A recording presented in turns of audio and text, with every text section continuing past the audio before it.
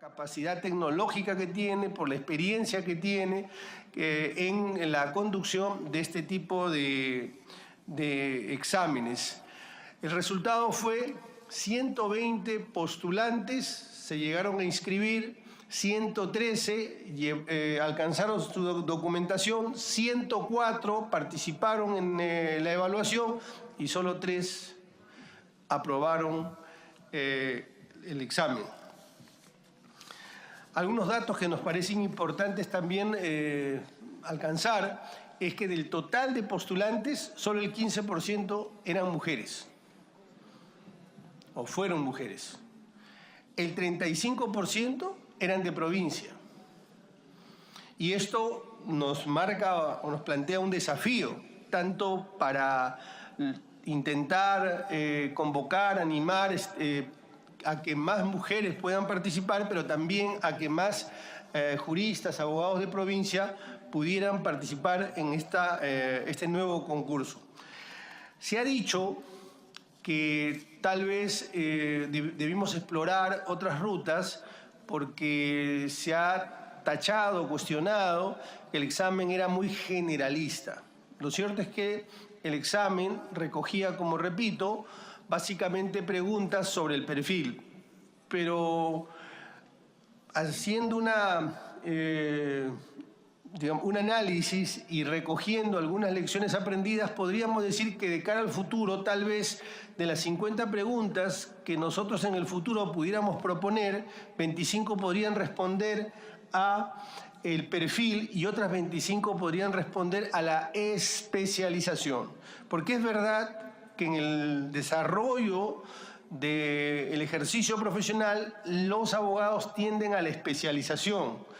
Estamos pensando que en el futuro de pronto podríamos proponer 3, 4 disciplinas para que sea el abogado, el postulante, el que decida si su formación y ejercicio va más por el derecho penal. Entonces podríamos hacer un bloque de preguntas que recojan derecho penal, procesal penal, administrativo sancionador. Otro bloque podría ser constitucional, procesal constitucional, derechos humanos. Otro bloque tendría que ver o podría ser civil, procesal civil, familia, etcétera. Entonces, estas son algunas de las, digamos, experiencias que nos trae estos pasos que hemos dado. El punto es, señor presidente, que en la fecha, por más que hiciéramos todo el esfuerzo, y también los postulantes, de llegar hasta la etapa final, sea que apruebe 1, 2 o los 3 o ninguno, es que no vamos a contar con el mínimo necesario para poder instalar la Junta Nacional de Justicia, porque ni siquiera habría quórum, porque necesitaríamos 4 de los 7. Entonces, de hecho ya tenemos un problema, y el primer problema implica la posibilidad de parte del Congreso que pudiera modificar la ley para ampliar el plazo. Y por eso es que mañana mismo vamos a presentar una iniciativa legislativa enderezada a ese propósito.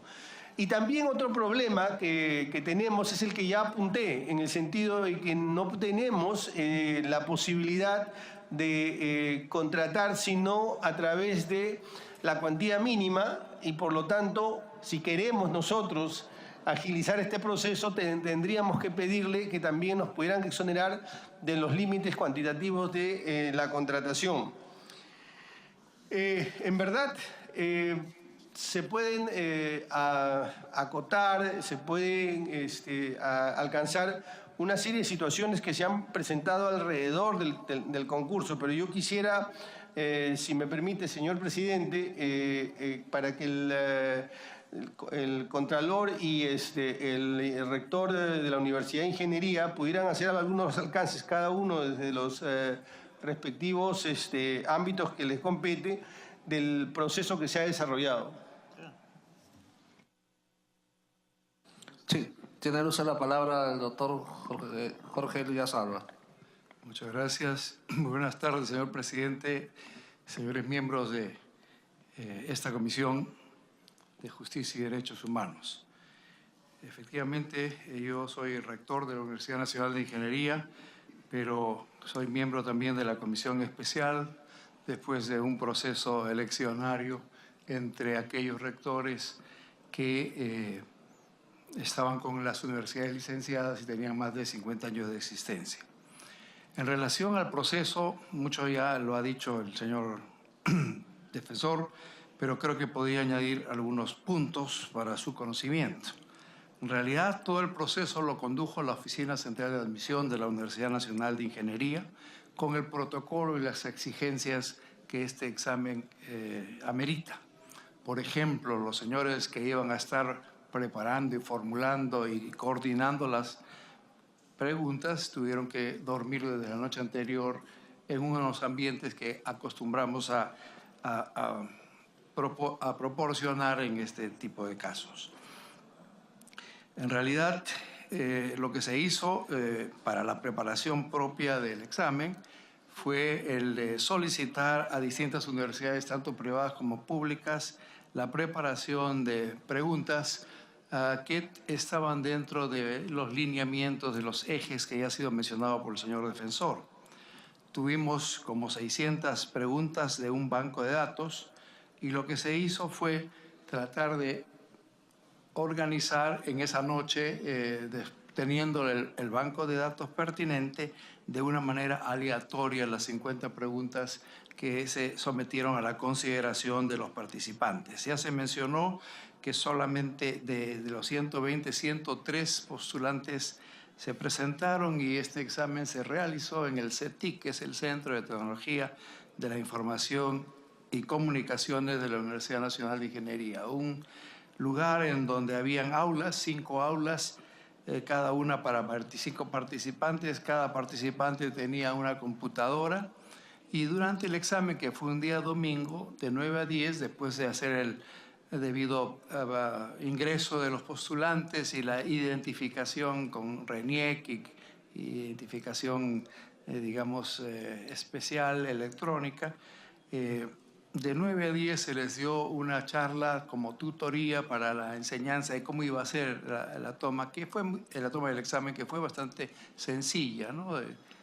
Iban saliendo las pantallas con las preguntas, las respuestas y la prueba fue objetiva, como así lo designamos.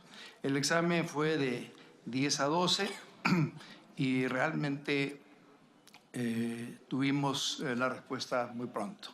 Se había quedado en que se daría a conocer los que habían pasado y se pasaba con 66 puntos de los 100 puntos. A cada uno de los postulantes se le hizo llegar por su correo electrónico el puntaje que ellos habían alcanzado, cada uno de ellos, pero habíamos quedado ya como decisión de la Comisión Especial que tan solo personalmente iban a recibir ellos su puntaje. Y lo que sí se dio en un comunicado en el mismo día fue el puntaje de aquellos que habían superado lo anterior, ¿no? Yo creo que eso describe la exigencia que tuvimos en términos del mecanismo de tomar el examen y creo que muchas de las otras cosas ya podríamos venir en las preguntas que tuvieran a bien formular. Muchas gracias, doctor. Tiene usted la palabra, Contralor General de la República, Nelson Chang. Gracias, señor presidente, señores congresistas. Complementando y continuando con el proceso que ha empezado a describir de manera general el señor defensor del pueblo y de manera más particular el ingeniero Jorge Alba, lo que me corresponde mencionar es, luego de ese examen que se tomó y cuyos resultados ya ustedes es conocido por toda la ciudadanía, continuó el proceso de concurso. Eso es una cosa importante. El concurso continúa. No es que se ha paralizado el concurso o se ha declarado desierto o vamos a hacer otro concurso. No, el concurso continúa y esos 3 candidatos que fueron declarados aptos para pasar a la siguiente etapa del concurso de acuerdo a la ley, presentaron toda su documentación, la misma que ha sido revisada y el 4 de junio se ha comunicado los resultados de la siguiente etapa, que es la evaluación curricular. Eso significa que ahora Luego de eso, se ha iniciado todo el periodo para que la ciudadanía presente las denuncias y las tachas respectivas. A la fecha no se han presentado ninguna denuncia ni tacha sobre estos 3 posibles candidatos que estarían pasando a la entrevista, que es la etapa final de este proceso de concurso. Originalmente, el concurso tenía un cronograma que estaba previsto para que a más tardar el 19 de julio estemos tomándole juramento a los miembros de la Junta Nacional de Justicia. Sin embargo, dado de que solamente han pasado a la siguiente etapa 3 personas, vimos por conveniente en la comisión que evidentemente ya no necesitábamos tanto plazo, porque ya no, una cosa es hacer la evaluación curricular de 50 personas, otra de hacer 3, ¿no? Una cosa es hacer las pruebas de confianza para 50 personas, otra para hacer para 3, y entonces al final el proceso debe concluir ahora al 25 de este mes, de junio. Como bien ha mencionado el señor defensor del pueblo, este sábado en la mañana se va a llevar la prueba psicológica y psicotécnica. Y los resultados de estas 2 pruebas de confianza, junto con las otras 2 pruebas de confianza que están siendo elaboradas y trabajadas por la Contraloría, me refiero a la prueba de confianza patrimonial, que lo que consiste es, a partir de la declaración jurada de bienes y rentas que los postulantes han presentado, se va a analizar los posibles desbalances patrimoniales que puedan presentar. Y a partir de la declaración jurada de bienes y conflictos de interés, se va a analizar en la prueba socioeconómica los posibles problemas o conflictos de interés que podrían tener. Estas 4 pruebas de confianza, patrimonial, socioeconómica, psicológica y psicométrica, van a ser entregados sus resultados a los postulantes, a los 3 postulantes, el día lunes 17, ¿no? De tal manera de que van a estar expeditos para que las entrevistas se programen durante la semana siguiente, ¿no? Solamente quiero anotar lo siguiente, ¿no? Precisar la lógica de las pruebas de confianza, que ha sido un elemento innovador, absolutamente novedoso en estos procesos de selección de altos funcionarios, ¿no? Cuando uno toma un examen de conocimientos, ¿no?, o de desarrollo de casos, lo que uno puede verificar es si sabe y si sabe hacer. Cuando uno toma una evaluación, hace una evaluación curricular, uno mira la trayectoria, la experiencia, dónde ha trabajado, qué cosa ha hecho en esos trabajos. Pero no hay manera de que con esas evaluaciones podamos saber si la persona es honesta, si la persona cumple con todas sus obligaciones, si tiene o no deudas en el sistema financiero, por ejemplo, si tiene problemas para,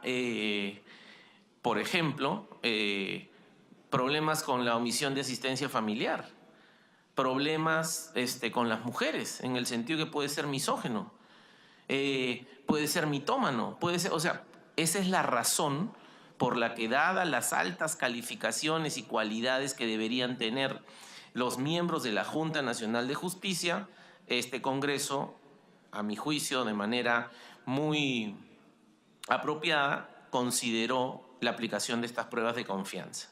Estas pruebas de confianza no son cancelatorias, son única y exclusivamente para dotar de mayores elementos de juicio e información a los miembros de la comisión especial, para que a la hora de la entrevista puedan tener mayor información y formarnos en la conversación de la entrevista una mejor idea del perfil de la persona a quien vamos posiblemente a designar. Entonces, para resumir, este fin de semana se concluye el periodo o la realización de esta tercera fase que ha mencionado el señor presidente, que es de las pruebas de confianza, y la semana del 24 van a ser las entrevistas, Como solo son 3, se van a programar durante el día lunes 24 y el martes 25 deberíamos ya tener los resultados y estar procediendo a la juramentación de estos 3 miembros, ¿no? Pero como bien se ha mencionado, la Junta no puede operar con 3 miembros. Los 3 miembros se harán cargo como altas autoridades de la actual organización Junta Nacional de Justicia, del ex Consejo Nacional de la Magistratura, ¿no? Y de esa manera empezarán a desarrollar todas las actividades administrativas que implica la gestión de esa entidad. Pero la Junta como tal, para el desarrollo de sus funciones de selección, ratificación, nombramiento y sanción, no va a poder operar hasta que esté completamente conformada. Eso significa que, por ejemplo, acuérdense ustedes que en este Congreso se dio la ley 30833 que declaró en emergencia el ex-CNM y incluso se estableció ahí que esta Junta tenía un plazo, ¿no?, de 18 meses para poder revisar todas las expedientes que habían sido gestionados por el ex Consejo Nacional de la Magistratura, ¿no? Pues todo ese trabajo tendrá que esperar. Se podrá avanzar la parte seguramente administrativa, pero tendrá que esperar a que la Junta esté adecuadamente conformada. Y ahí, como bien, ya solo para terminar, como bien ha mencionado el señor defensor del pueblo, ahí tenemos una complicación y requerimos del apoyo del Congreso de la República. Está claro que necesitamos convocar otro concurso, porque van a quedar, en el mejor de los casos, ¿no?, 4 plazas vacantes que tienen que volver a ser convocadas, además de todas las suplentes, que van a ser 7 más. Acuérdense que la ley orgánica, ¿no?, que promovió esta misma comisión, decía 7 titulares y 7 suplentes. Entonces necesitamos nombrar a 14 personas. En el mejor de los casos, las próximas semanas, antes de fin de mes, estaríamos nombrando a 3, en el mejor de los casos. Entonces necesitamos los otros 4. Y entonces necesitamos sacar otro concurso. Pero ¿cuál es el problema? La ley establece solo 90 días. Entonces ya no podemos sacar otro concurso, porque al sacar otro concurso nos vamos a pasar definitivamente los 90 días. Por eso necesitamos un plazo ampliatorio, ¿no? Y es por eso de que entiendo de que haciendo uso de su iniciativa legislativa, a nombre de todos los miembros de la Comisión Especial, el Defensor del Pueblo va a plantear una iniciativa legislativa para que se precise y se nos amplíe ese plazo. Y además, como bien ha mencionado, aún así, el plazo es corto porque queremos hacer las cosas rápido.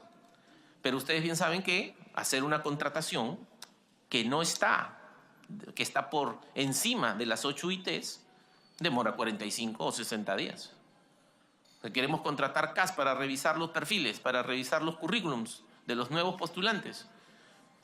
Eso tenemos que contratarlos. Pero esa contratación va a demorar como 45 o 60 días. Entonces, no podemos tener ese plazo.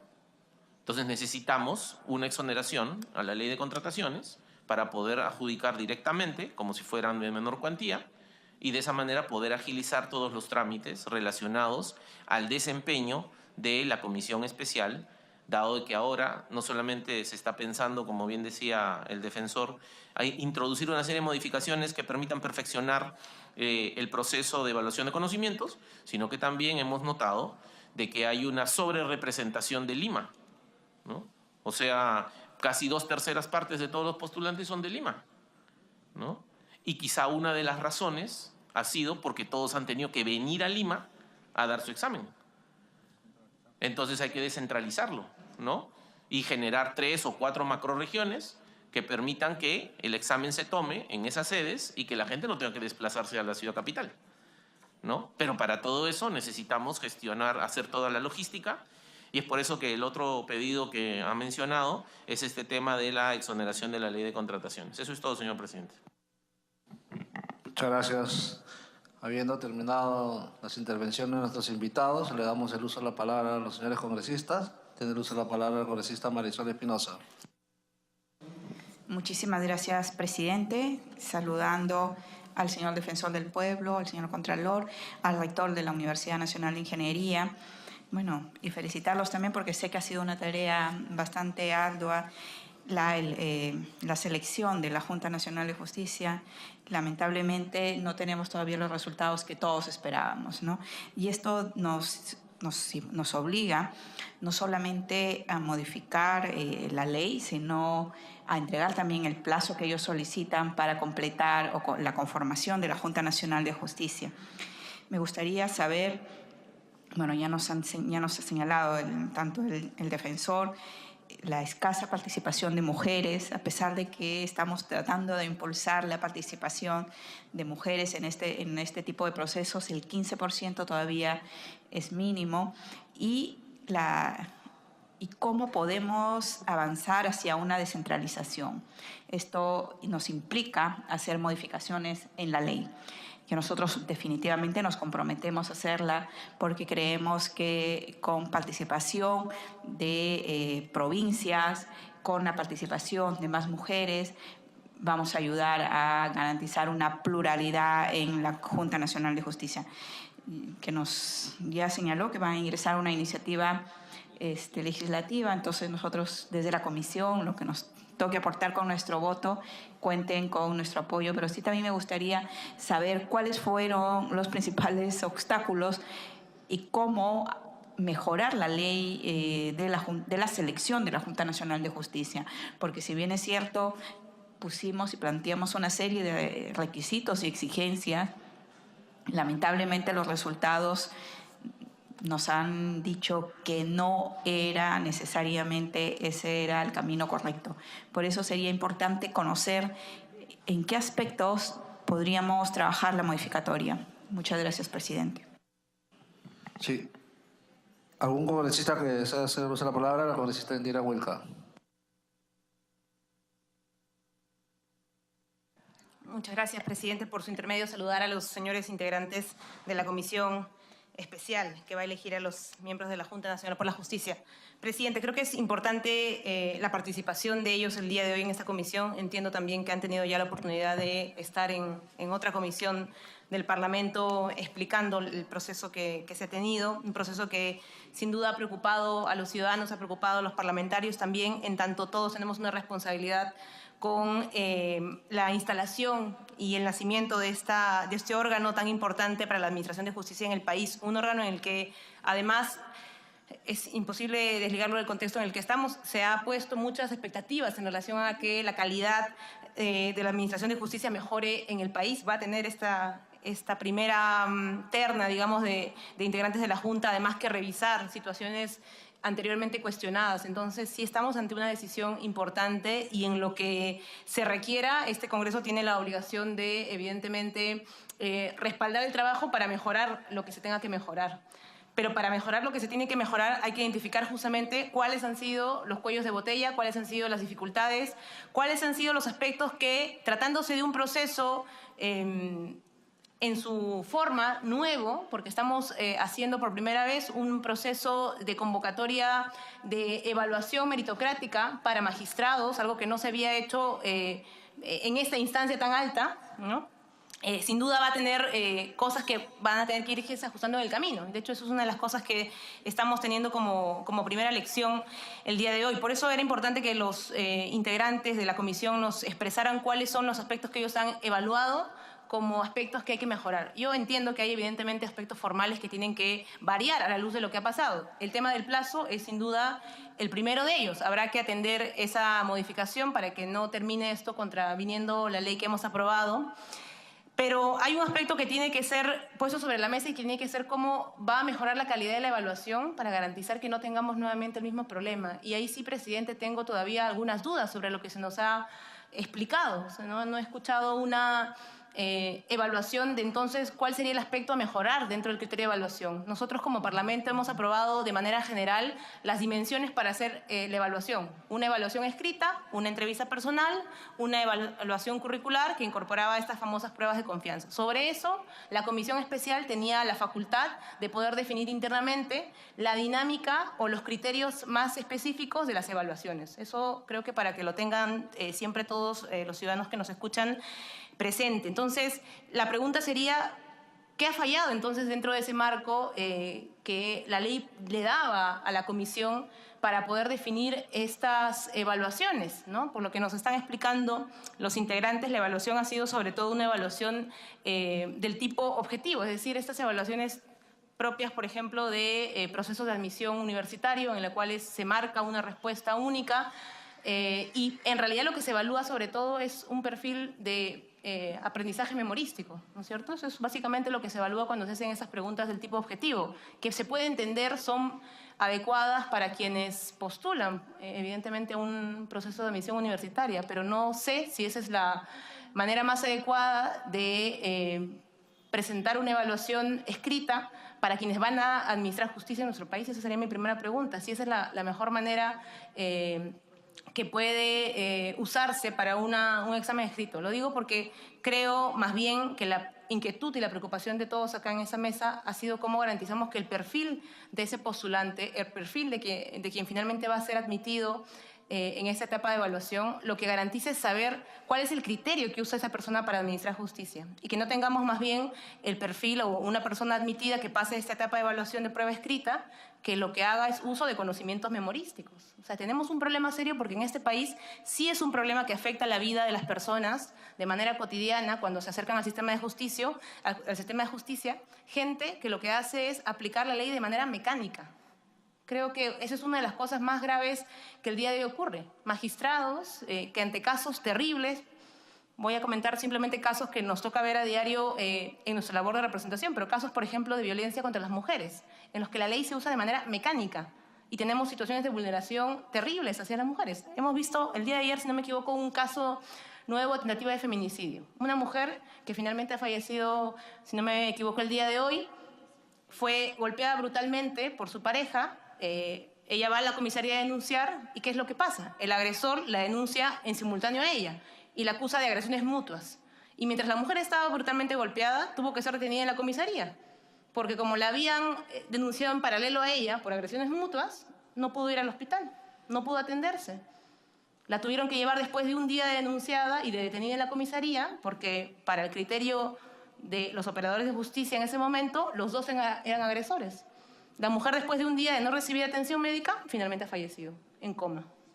Entonces, necesitamos erradicar justamente de la Administración de Justicia ese criterio de aplicación de la ley mecánica, como si no hubiera un contexto que mirar, como si no hubiera una situación en la cual nosotros tenemos la obligación de garantizar sobre todo la justicia para quienes son más vulnerables. Entonces, sí creo que es muy importante, por su intermedio, presidente, que los integrantes de la comisión aquí presente por lo menos nos ayuden a conocer cuáles serían esos criterios para la modificación de los contenidos, digamos, o de los lineamientos de la prueba escrita. Eso no tiene que pasar por una modificación legislativa. Eso es algo que está en la potestad absoluta del trabajo de la comisión. Pero sí es importante que nos lo informen, porque hay una preocupación seria sobre cuál va a ser el destino de estos otros 4 integrantes que todavía ni siquiera están en un proceso de convocatoria abierta. Creo que eso es una cosa que de cara a la presentación en esa comisión sí sería bueno conocer. Hay mecanismos para saber o para por lo menos garantizar que el perfil de la persona, ¿no es cierto?, que entra en un proceso tan importante de este tipo no sea evaluar si de memoria se sabe determinados conocimientos. Eso no es lo que se tiene que evaluar. Se tiene que evaluar si esa persona tiene criterio suficiente para administrar la justicia de acuerdo a un contexto, si esa persona tiene un compromiso con valores democráticos de defensa de principios del Estado de Derecho, por ejemplo, si es una persona que entiende lo que significan nuestras normas, en nuestra Constitución, el respeto a los derechos humanos, el respeto, en fin, a un conjunto de principios que estamos tratando que se incorporen al sistema de justicia. Y para eso, evidentemente, pues la prueba no tendrá que ser de marcar, como si estuviéramos evaluando un ingresante a una universidad. Tendrá que ver casos concretos, por ejemplo, como el que he mencionado, pero también tantos otros casos que podrán evaluarse, ¿no es cierto?, con un patrón de respuesta más o menos definida. Creo, presidente, y tal vez me he explayado un poco en eso porque eso es lo que actualmente está en juego. De la definición correcta del tipo de evaluación y, por lo tanto, del tipo de perfil que se quiere de integrante de la Junta, va a depender por los siguientes años el que podamos hacer un giro en el tipo de justicia que tenemos hoy en nuestro país, que, como he dicho, no solamente hay un problema en, digamos, en la carga enorme que hay en el sistema de justicia, sino en la forma en la que se administra, una forma mecánica, una forma que al ser mecánica termina vulnerando sobre todo a quienes están más desprotegidos en el sistema y que por lo tanto debe ser hoy objeto de esta evaluación al interior de la comisión especial. Esa es una de las preocupaciones que más hemos tenido al interior de nuestra bancada. Entendemos que ese mecanismo, como ya lo hemos dicho, que ha fallado. Bueno, es una falla que hay que corregir. Tampoco se trata acá de hacer cuestión de Estado, pero sí de enmendar cosas. Este criterio de evaluación mecánica no puede repetirse, pero tampoco hay que, entonces flexibilizar en extremo las formas de evaluación. La especialización evidentemente tiene que atenderse, pero ese no es tampoco el problema. El problema vuelve a ser cómo garantizamos que los conocimientos que se tengan nos permitan dibujar un perfil en que la persona use el criterio, ¿no es cierto?, de sus conocimientos para administrar la justicia de manera adecuada. Eso es algo que evidentemente no se va a poder cumplir solamente con una prueba de marcar una opción de manera objetiva.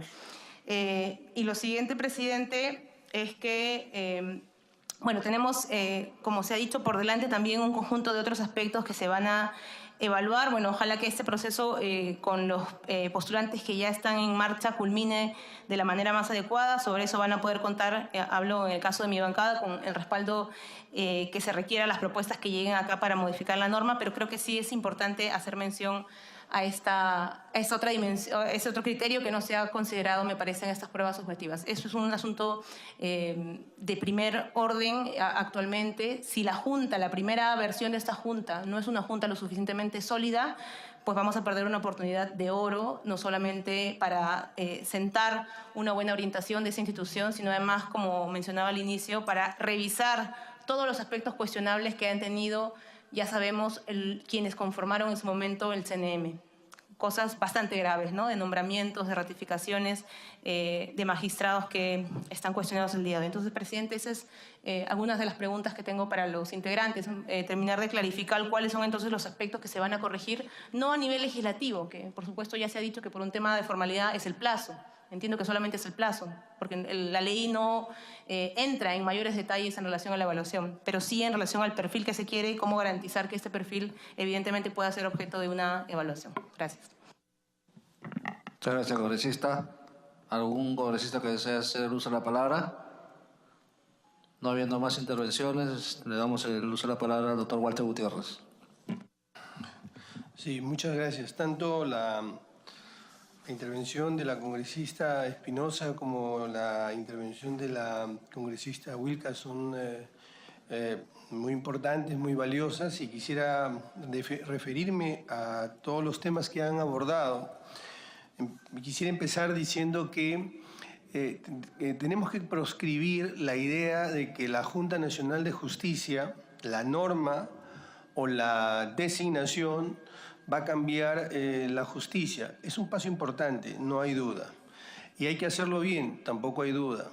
Y que tienen que haber nuevos estándares para poder acceder a estos cargos tan importantes, tampoco hay duda. Pero es apenas un paso. La reforma de la justicia es una reforma, si hay una reforma interminable, es esta, la reforma de la justicia. Créanme que van a pasar 10 años o 15 años y vamos a estar hablando de la reforma de la justicia, y está bien que así lo hagamos, porque debiera ser cambios que estén sustentados en pasos que ya se han dado con anterioridad. Pero esta reforma no va a concluir ni este año ni el siguiente, y es una tarea permanente, es un tema que siempre va a estar en la agenda del Congreso y de las demás instituciones. En segundo lugar, se me pregunta, o se nos pregunta, qué otros elementos se necesitaría más allá del plazo y más allá de las exoneraciones para poder mejorar el resultado. En primer lugar, quisiera decir que sí, de cara a una próxima elección, no la inmediata, no a esta, sino de cara a una próxima elección, tal vez sea oportuno que ustedes debatan la flexibilización del orden, porque si lo que buscamos, como se ha señalado aquí, son personas con trayectoria profesional, trayectoria académica, y que sean personas íntegras, tal vez por delante debiera ir el currículum vitae y no el examen, como es que señala la ley, y que además el examen tiene un carácter, digamos, cancelatorio o excluyente de aquellos que no pasaran ese primer tramo. También se ha dicho, y no sin razón, que es importante hacer un esfuerzo porque participen cada vez más mujeres.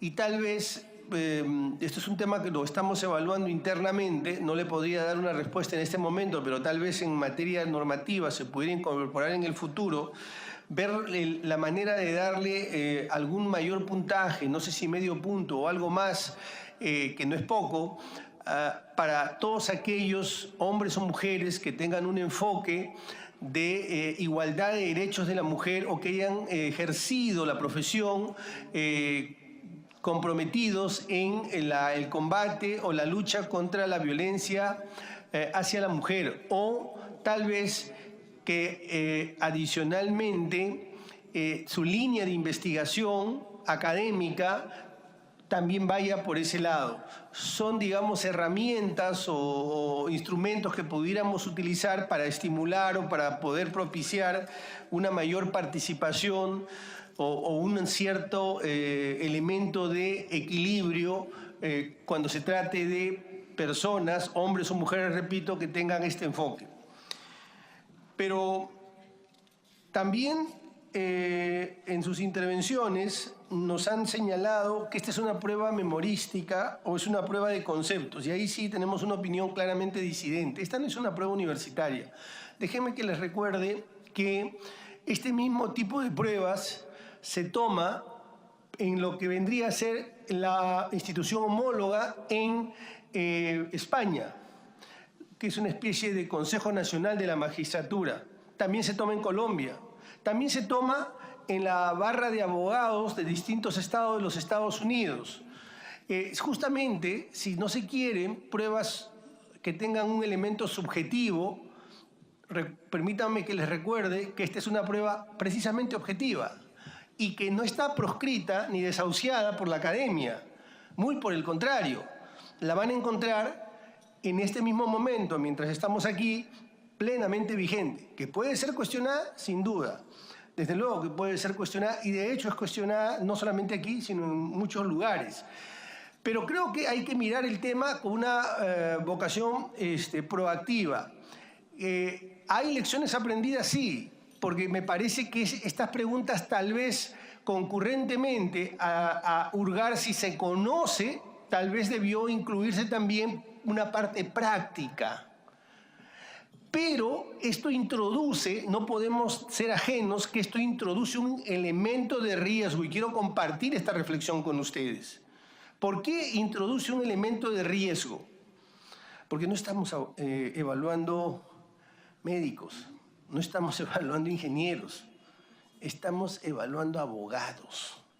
Y ustedes mismos en este momento tienen un amparo y potencialmente en ciernes una medida cautelar.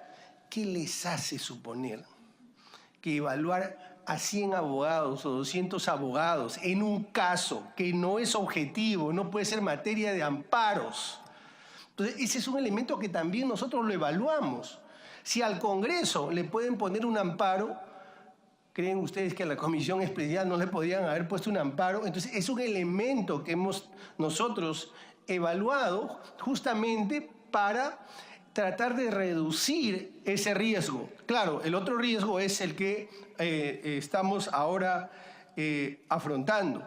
Pero también quisiera comentarles, porque se me quedó completamente en el tintero, el hecho de que estas pruebas han sido elaboradas y han sido filtradas desde el punto de vista metodológico por expertos. No solamente las universidades que mencioné han elaborado el contenido de las preguntas, se ha contratado metodólogos, se ha contratado también lingüistas, y además se ha contratado personas con más de 25 años en el ejercicio profesional y en la academia para que puedan ver el contenido de las preguntas.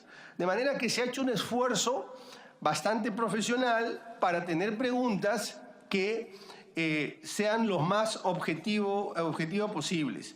También se ha mencionado qué podemos hacer para que los conceptos con los que se conduce la justicia pudiera cambiar. Yo creo que estamos en el umbral de un cambio significativo en lo que es la reforma de la justicia y ojalá todos pudiéramos tener ese enfoque, esta mirada. La única forma de que haya seguridad jurídica, de que haya igualdad jurídica, de que haya predictibilidad jurídica es que se ejerza una justicia basada en la jurisprudencia, basada en el respeto de la sentencia del Tribunal Constitucional, basada en el respeto de los plenos casatorios y que además entiendan jueces y fiscales que nadie está por encima ni de la ley ni de la interpretación de la ley. En esa medida quiero estar totalmente de acuerdo cuando aquí se dice que no es posible que un juez desconozca los convenios internacionales o que un juez conozca la jurisprudencia en materia de derechos de la mujer o derechos o instrumentalización de pruebas en caso de violencia contra la mujer. Esos son mecanismos que deben de servir a la futura Junta Nacional de Justicia para evaluar a los jueces.